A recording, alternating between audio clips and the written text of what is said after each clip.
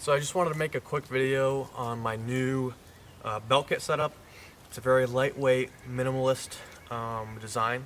The principles being flexibility and scalability were my biggest two concerns.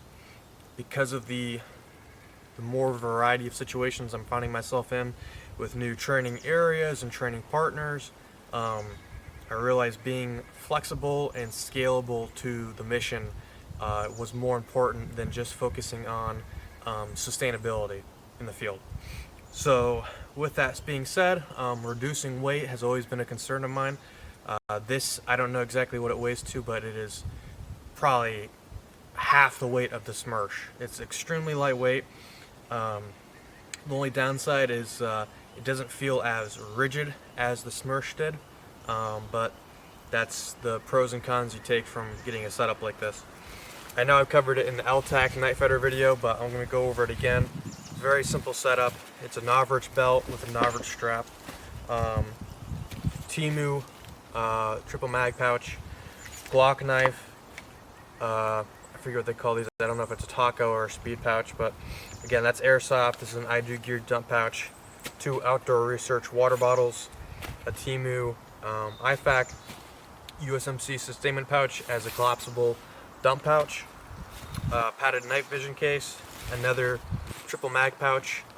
Usually I'll either use this for miscellaneous gear or add three more magazines depending on what I'm doing. And this today, it's a pair of my binos for reconnaissance. I've used it for extra earplugs, shooting glasses. If I'm not using it for that, then I'll use it for quick snacks or food. It's kind of a very miscellaneous, depending on the situation, that pouch gets swapped out for different things. Then I have a Temu 40mm grenade pouch, usually carrying a compass and either like a pistol magazine, a training grenade, a GPS. Again, these two pouches, they're most flexible options that are usually left open depending on the situation. I've also used this pouch to carry a IWB Kydex holster for my pistol, and then I use this as just a second form of retention. It's very jank, however it works for those situations where I want to carry a pistol, whether if that's for shooting competition or for some reason I want to bring a pistol, which I rarely do, but again, that flexibility, that scalability is there with this setup and this design. With that being said, I've only been running this for about 3 to 6 months. I can't quite remember how long, but it's seen a variety of different circumstances and environments, and so far it's been holding up.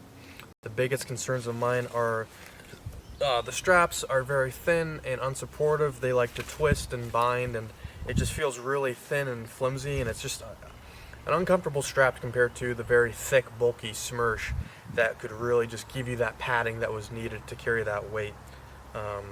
Second thing is the collapsible dump pouch.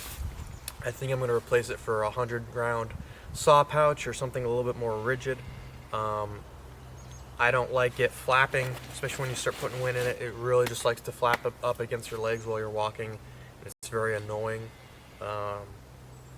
That being said, I don't know if the saw pouch will be too small to carry the food or the sustainment that I need for that mission.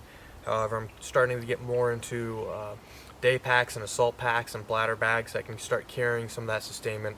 So again, that flexibility is there, I should say that scalability is there depending on what I'm doing.